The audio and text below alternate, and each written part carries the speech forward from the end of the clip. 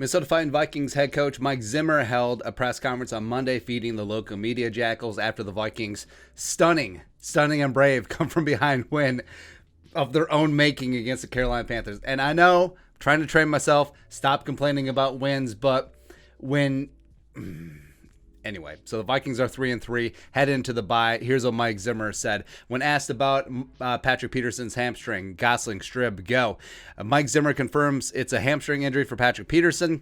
Patrick's played really well. We'll miss him for sure, but Dancer's done decent, and so has Breland, Zimmer said. And Peterson's injury looked pretty bad. Generally, you don't get carted off for a hamstring injury, so... Is it a tear as opposed to just a pull? Even though, yes, technically a pull is a tear. I understand that. But hopefully Patrick Peterson will be back soon. But we'll get into the severity in a sec. But Vikings cornerback depth has been tested severely this year. COVID, injuries, bad tweets, bad play, everything. Dantzler will step up, even though... gave up a couple plays against the Panthers. I think that the needle will be ready to rock and roll, ready to start against the Cowboys and their deluxe wide receivers, as well as Bashar Breeland.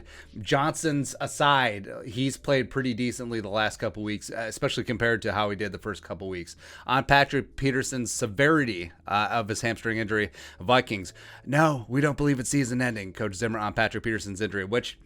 I don't know. After thinking about it for a while, the vibe around Peterson's injury is pretty bad. I mean, coming out and saying, well, it's certainly not your run-of-the-mill, just minor hamstring pull that you see around the league every single week, right? But I don't believe it's season ending. Bro, it's week 7. Like, I hope he would not miss 3 months with a hamstring injury. And also, Patrick Peterson's comments on his podcast, All Things Covered, no one attacks rehab on a minor hamstring pull. It just doesn't happen. Plus, they're usually not placed on IR the day after the game with a bye week ahead because the Vikings could have waited. The Vikings could have waited to put him on IR till right before the Cowboys game, and he would have missed the same amount of time. So the fact that they're doing it now, I don't know, unless they really want to get Blake Brandel up to the roster, which is probably unlikely.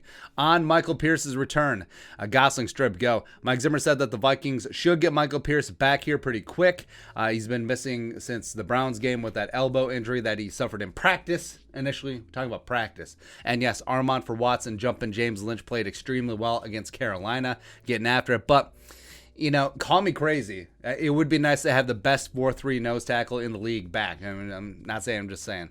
On Klint Kubiak's play calling, Chad Graff, the Athletic, go. Mike Zimmer on Klint Kubiak's play calling. I think he's continually learning. I thought he did a really good job yesterday. It's always a work in progress, whether it's your 6th game or your 86th. And so Klint is starting to open up, get away from run, pass. Now, initially, the Vikings offense was gangbusters, but hit a couple of doldrums in the middle of the stretch here to the Browns, to the Lions, etc. But they are finding a lot more creative ways to get Justin Jefferson the ball. They're actually targeting Adam Thielen in the Panthers game as opposed to un targeto in the Lions game. And running is still their bread and butter, but, I mean, it's not like they have a dearth of running backs back there. Madison's pretty good, and also they have Dalvin friggin' Cook. When he's healthy, he's the best running back in the league. Second best. I'm watching Derrick Henry right now. Are you kidding me?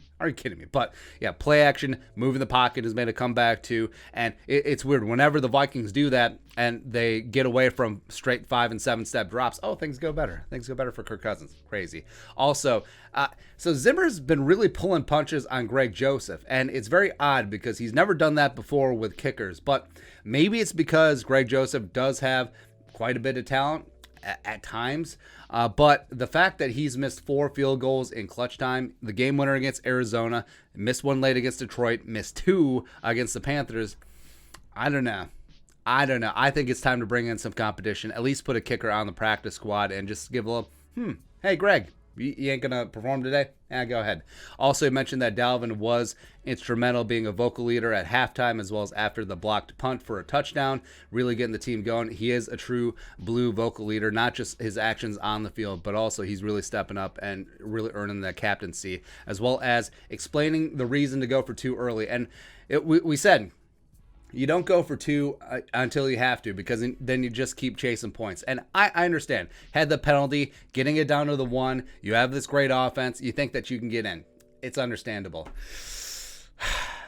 I think I still would have kicked the extra point. I understand, like, oh, it's so early in the game. Why wouldn't you want to tie it up at 14? Because there's a lot of game left, man. Like, do you only plan on scoring 13 points? Is that what's going to be? Because missing on that 2-point conversion led directly to going for 2 later in the game, and then you missed it. I mean, it's not like it's 100% lock every single time. So decline the penalty, kick the extra point, take the penalty on the kickoff, and then squib kick it. And I would do that. But other than that, I have no thoughts and no problem with the win. Yeah, whatever. Anyways, let us know your thoughts and our thoughts on Zimmer's thoughts, Zimmer's press conference reaction. Let us know in the comment section below. Subscribe for daily Vikings takes. Venmo money. Yeah. But until next time, Skol, production value.